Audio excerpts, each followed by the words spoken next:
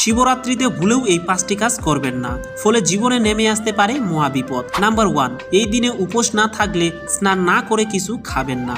আপনি যদি মহাদেবকে খুশি করতে চান তবে এই দিনে কালো রঙের পোশাক পরবেন না। এই দিনে কালো রঙের পোশাক পরা অশুভ বলে মনে করা হয়।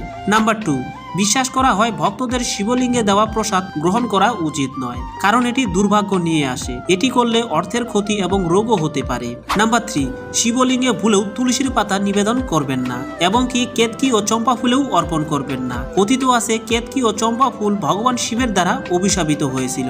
সাদা হলেও ভোলানাথের পূজায় কেতকী ফুল দেওয়া উচিত নয়। নাম্বার 4, শিবরাত্রিতে শিবকে 3 পাতার বেলপত্র অর্পণ করুন। ভাঙ্গা বা সেরা বেলপত্র দেওয়া উচিত নয়। নাম্বার 5, শিবলিঙ্গে কখনোই সিঁদুরের তিলক লাগাবেন না। মহাশিবরাত্রিতে আপনি ভোলানাথকে খুশি করতে চন্দনের টিকা ব্যবহার করতে পারেন, তবে ভক্তরা দেবী পার্বতী এবং গণেশের মূর্তির ওপর সিঁদুরের ফোঁটা লাগাতে